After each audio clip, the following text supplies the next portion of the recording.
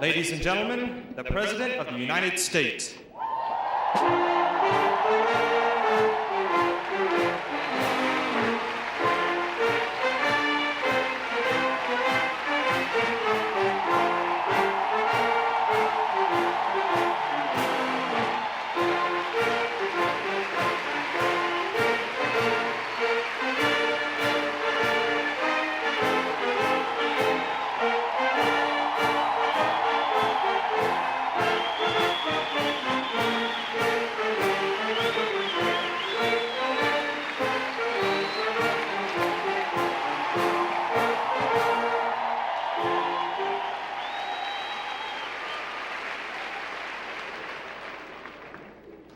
Welcome to the spring 1989 graduation ceremony at Texas A&M University. This is the first of 3 graduations for this semester. This afternoon, we are conferring doctoral and master's degrees.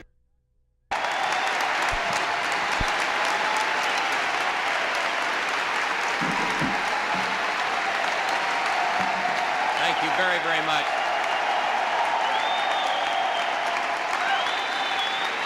Thank you, Governor. Thank you all very much for that welcome. Good luck. Good luck to you. Thank you, ladies and gentlemen. Thank you all, Chairman McKenzie and Dr. Atkinson and Dr. Mobley.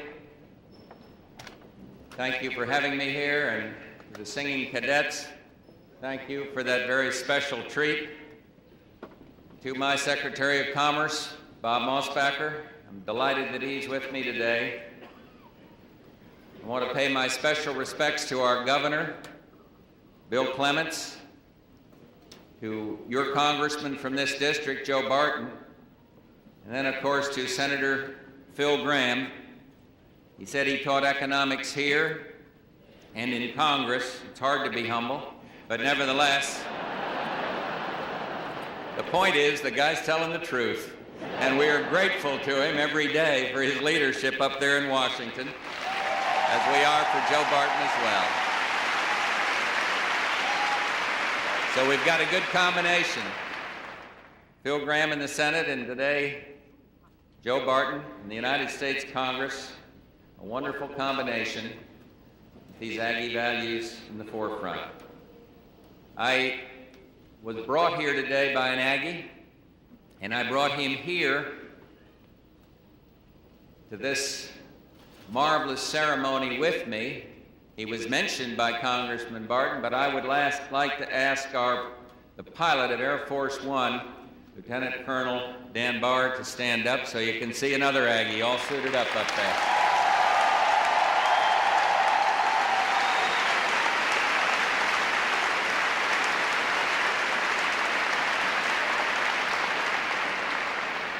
And you met my day-to-day inside Aggie, Fred McClure. We work every minute of the day on matters affecting the legislative interests of this country, but I won't reintroduce Fred. But I am delighted to be back among my fellow Texans and friends. And for those of you who are Democrats, there is no truth to the rumor that Phil Gramm and I are ready to take our elephant walk.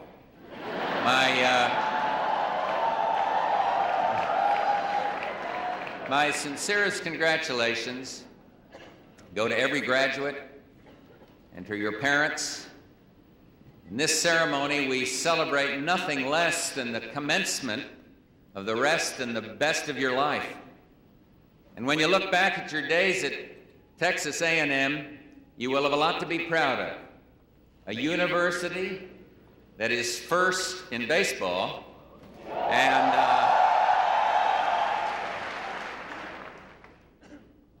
and first in service to our nation. Many are the heroes. Many are the heroes whose names are called at muster. Many are those you remember in silver tabs. We are reminded that no generation can escape history. Parents, we share a fervent desire for our children and their children to know a better world, a safer world. And students, your parents and grandparents have lived through a world war and helped America to rebuild the world. They witnessed the drama of post-war nations, divided by Soviet subversion and force, but sustained by an Allied response most vividly seen in the Berlin airlift. And today, I would like to use this joyous and solemn occasion to speak to you and to the rest of the country about our relations with the Soviet Union. It is fitting that these remarks be made here at Texas A&M University.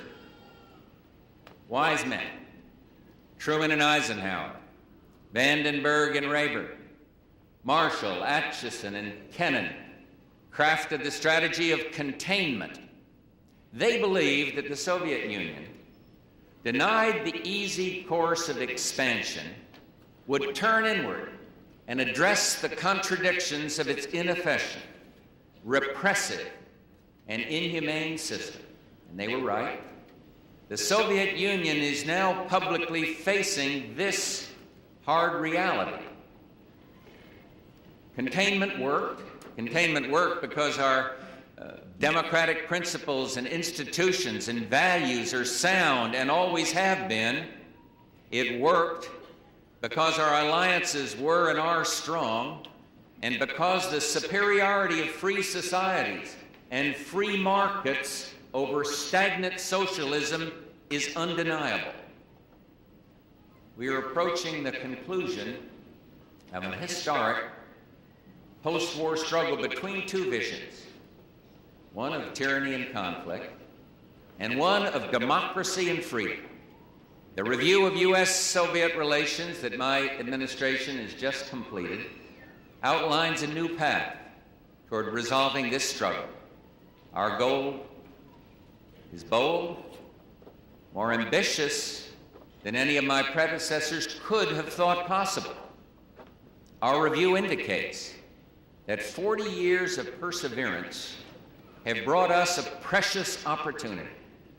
And now it is time to move beyond containment to a new policy for the 1990s, one that recognizes the full scope of change taking place around the world and in the Soviet Union itself.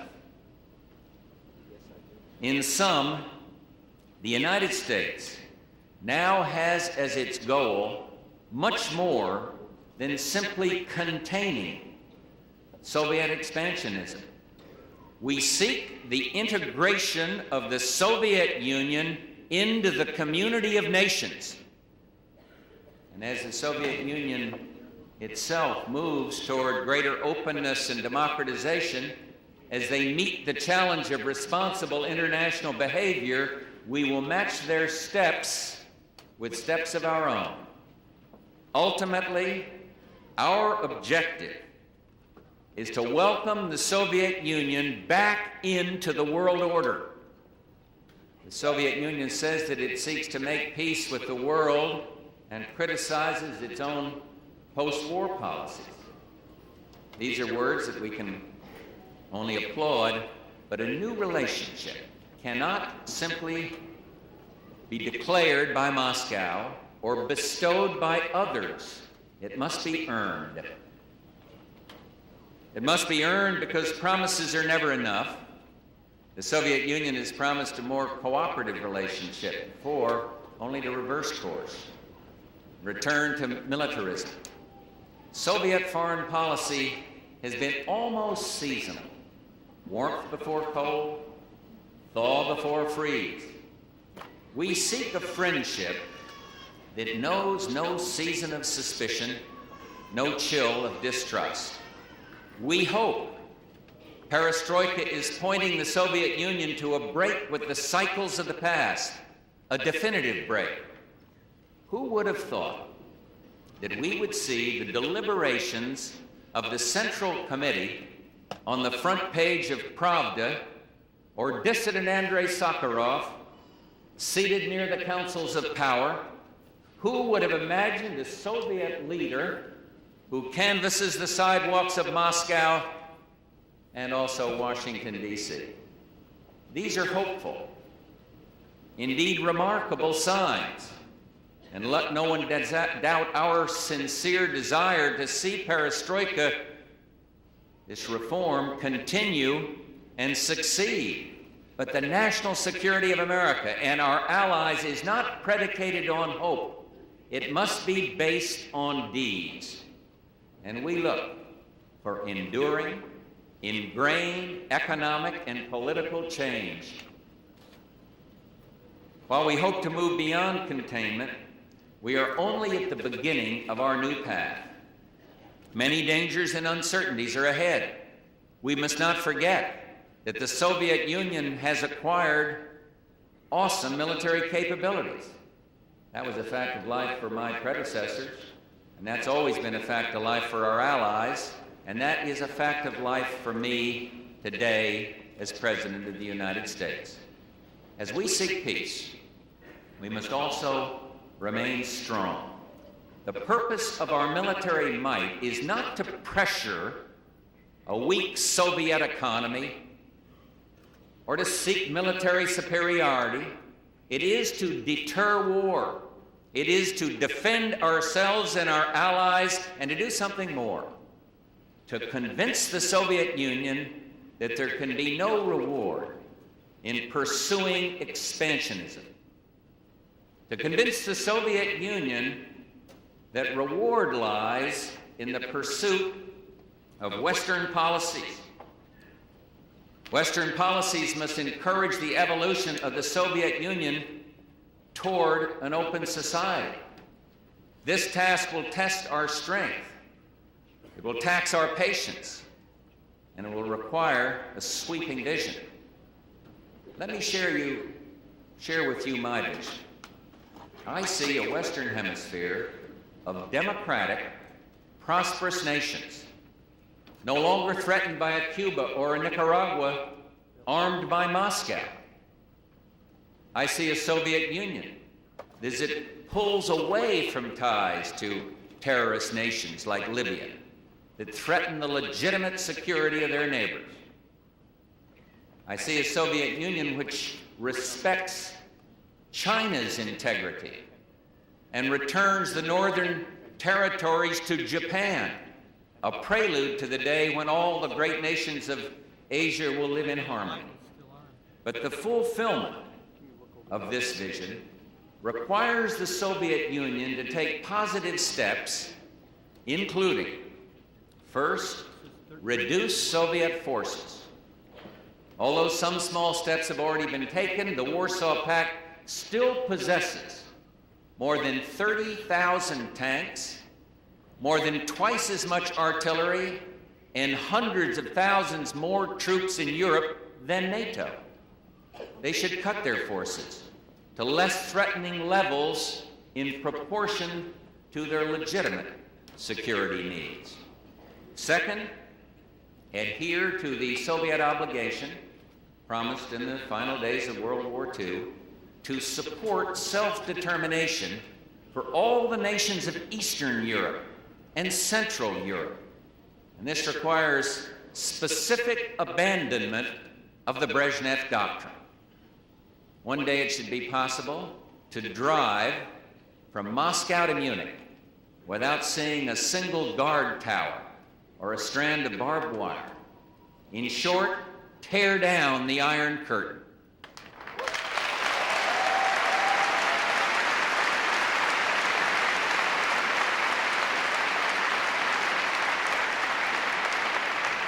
And third, work with the West in positive, practical, not merely rhetorical, steps toward diplomatic solution to these regional disputes around the world.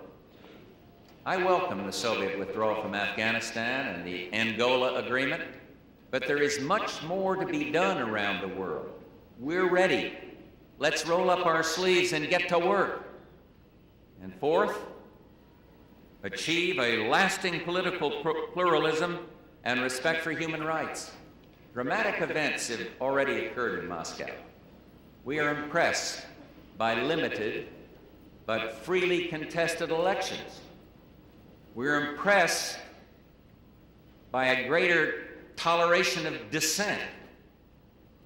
We are impressed by a new frankness about the Stalin era. Mr. Gorbachev, don't stop now. And fifth,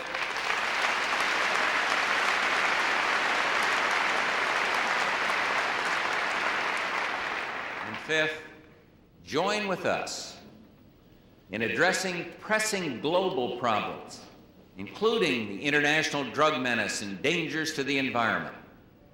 We can build a better world for our children.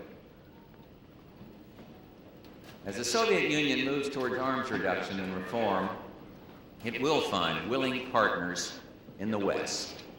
We seek verifiable, stabilizing arms control and arms reduction agreements with the Soviet Union and its allies.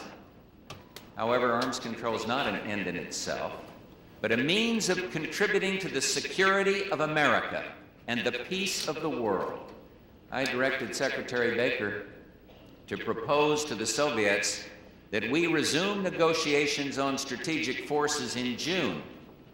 And as you know, the Soviet Union has agreed. Our basic approach is clear. In the strategic arms reduction talks, we wish to reduce the risk of nuclear war. And in the companion defense and space talks, our objective will be to preserve our options to deploy advanced defenses when they're ready. In nuclear testing, we will continue to seek the necessary verification improvements in existing treaties to permit them to be brought into force. And we're going to continue to seek a verifiable global ban on chemical weapons. We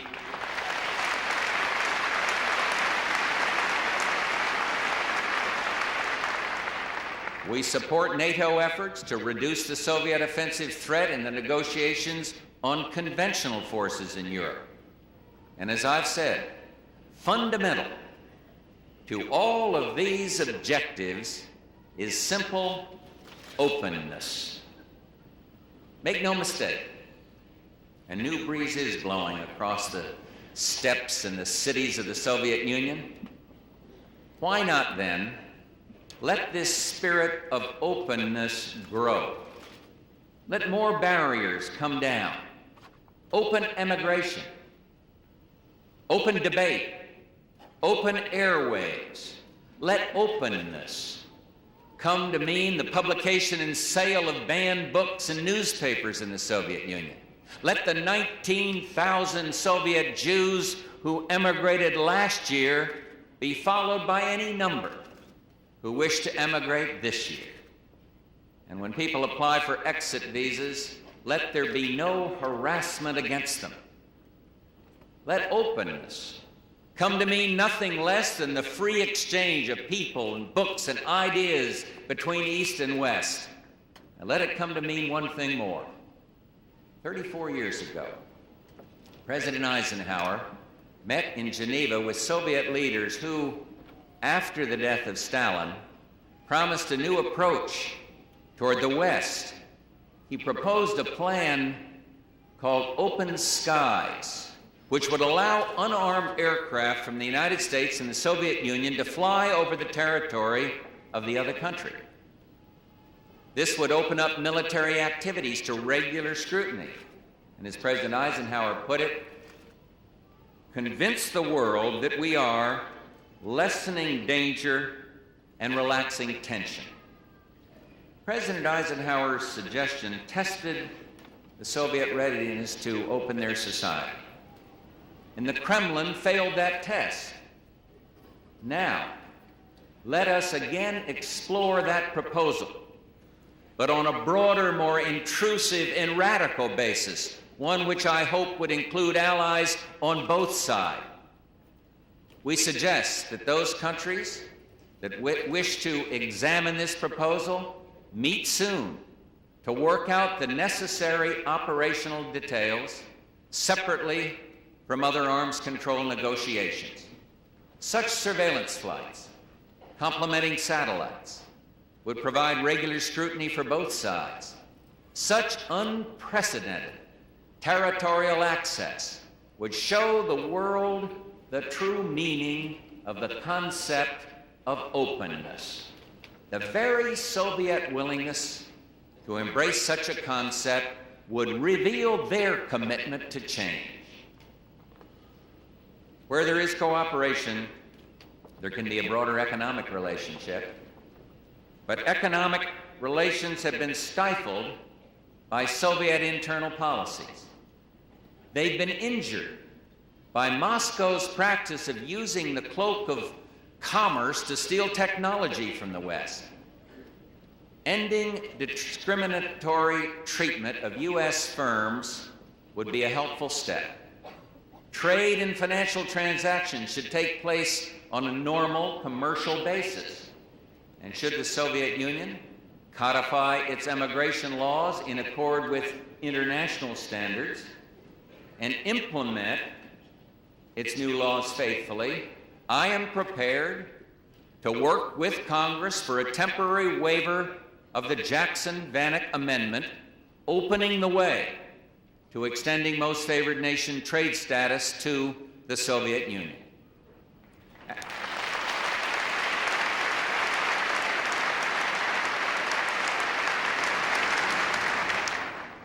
After that last weighty point, I can just imagine what you were thinking. It had to happen. Your last day in college had to end with yet another political science lecture. In all seriousness, the policy I have just described has everything to do with you. Today, you graduate. You're going to start careers and families. You become the leaders of America in the next century. And what kind of world will you know?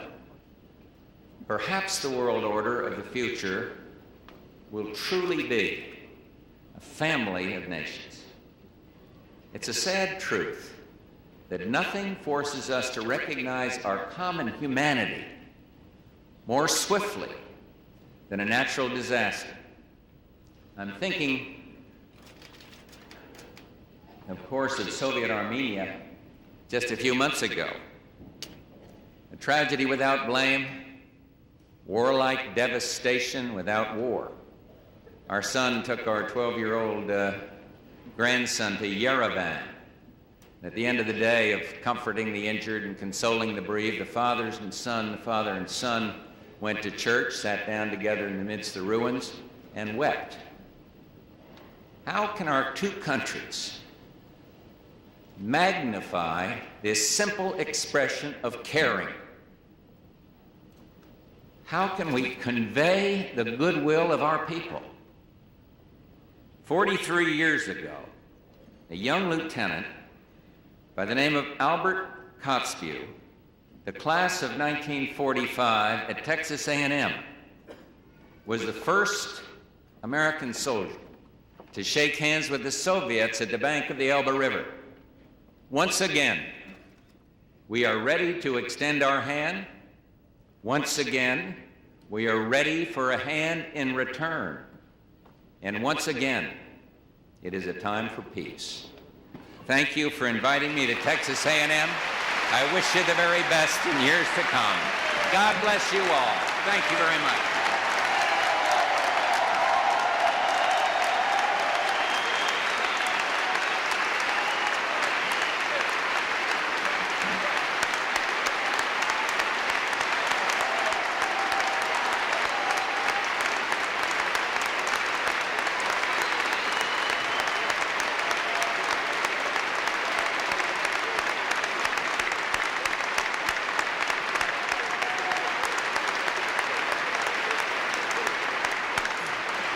Thank you, Mr. President.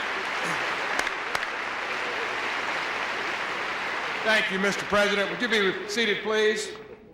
This time I invite Chairman of the Board, William McKenzie, Speaker of the Faculty Senate, Herman Satkamp, and Provost Donald McDonald to join me at the lectern for a special presentation.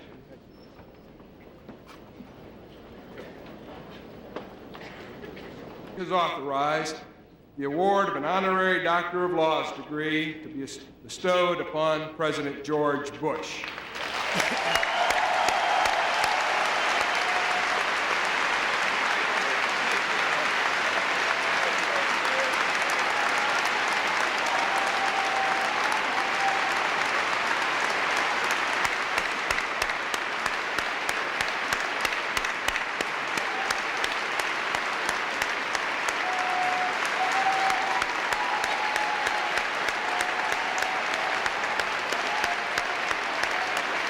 Would you be seated, please?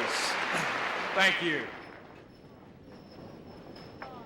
The diploma to be presented reads, Texas A&M University, to all whom this document may be presented, greeting, be it known that George Herbert Walker Bush, having served the people of the United States with unusual distinction in numerous ways, including President of the United States, is hereby awarded the degree Doctor of Laws, honoris causa, with all the honors, rights, and privileges belonging thereto, given under the seal of the University at College Station on this 12th day of May, 1989.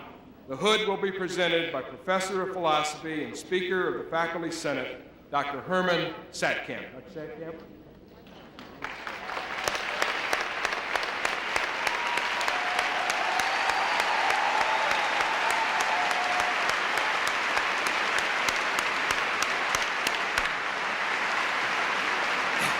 Thank you. The diploma will be presented by the Provost and Vice President of Academic Affairs at Texas A&M University, Dr. Donald McDonald.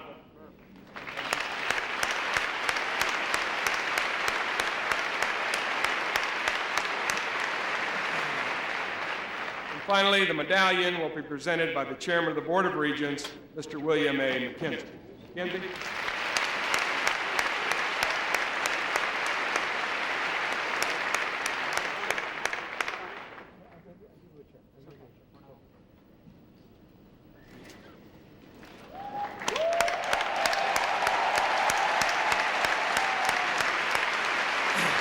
Mr.